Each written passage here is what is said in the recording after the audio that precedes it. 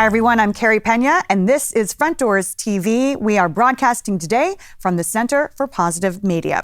With me in studio, Nathan Smith, the new CEO of CAS. Nathan, thank you so much for being here. Oh, it's really an honor. Thank you so much for having me. We have a lot of headlines to get to today. And for folks who don't know, CAS is a Central Arizona shelter system, and you deal with problems that are so pronounced, especially right now. Homelessness is touching more families and people's lives, and we have an affordable housing crisis here in the Valley. Can you start there? Yeah, we absolutely do. I mean, here in the state of Arizona, we are facing an eviction crisis of proportions we haven't seen before.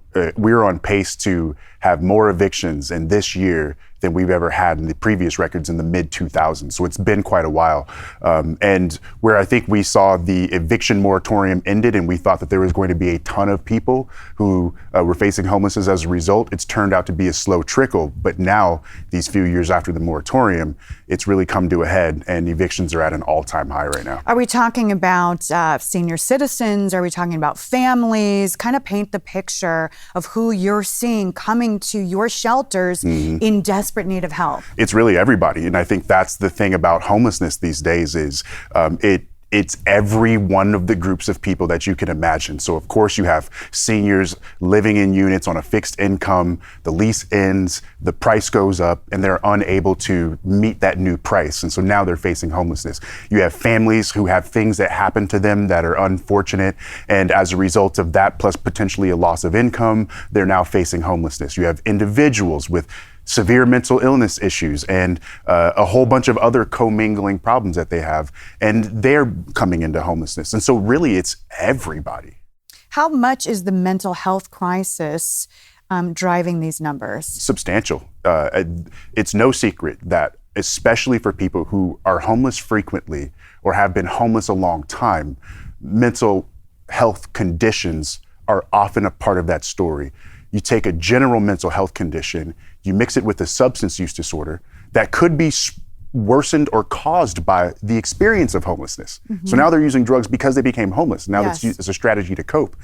Combine that with maybe a pre-existing mental health condition, and now you have someone who is facing substantial challenges exiting homelessness. And so mental illness and mental health conditions are a big part of why people become and stay homeless. I'm really excited about some of the plans you have. Let's talk first about a project that's been in the works for some time now, the Senior Haven. Yeah. This is an area that I'm really passionate about because I've done a lot of reporting for the news about seniors who are homeless. And there are a few things more heartbreaking than talking to an 80-year-old, a veteran, who's now homeless. So talk about the Senior Haven. Yeah, the Senior Haven. So part of the problems that we are experiencing as a country overall is that our country is aging.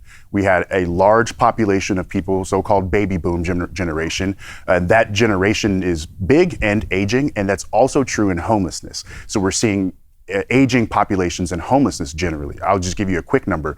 We had about 360 or so, 320 seniors experiencing homelessness in Maricopa County in April 2020.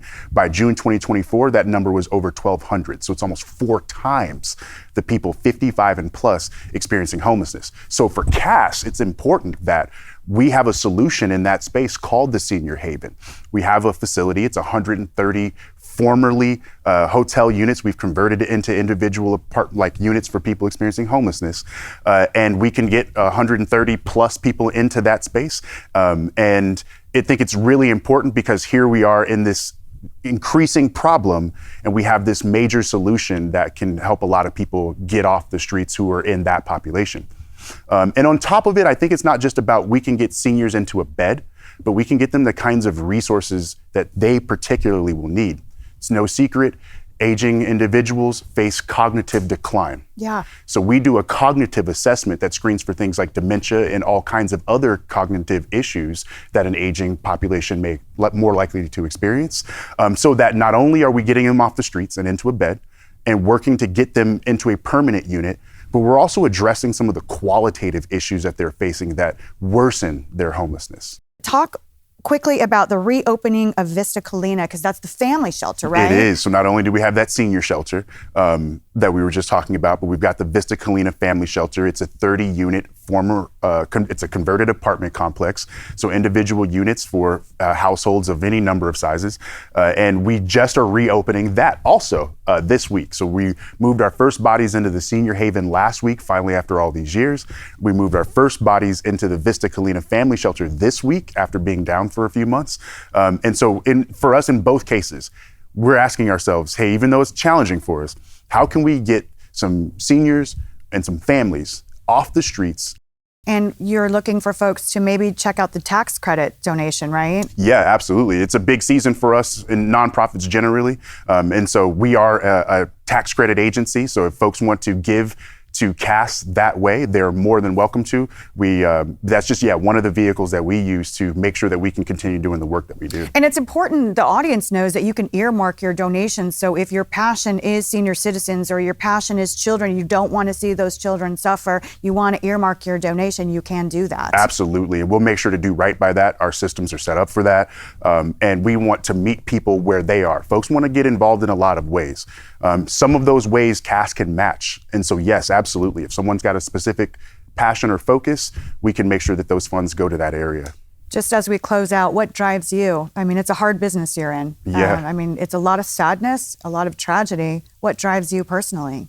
Personally, what drives me is two things. One, every time we hear a story about so-and-so came into us in this way, broken down, dirty clothes, hadn't changed in a week, talking to themselves, then they get an opportunity to eat, get shelter, and move on, and their lives are changed, and they go get a job or they reconnect with their families. Every one of those wakes me up in the morning and keeps me going. But then also to see that staff are willing to come and work in this space and be a part of the world's solutions to this kind of problem is if I have trouble waking up, that'll get me up too. So it's just seeing people get helped and seeing people help that I love.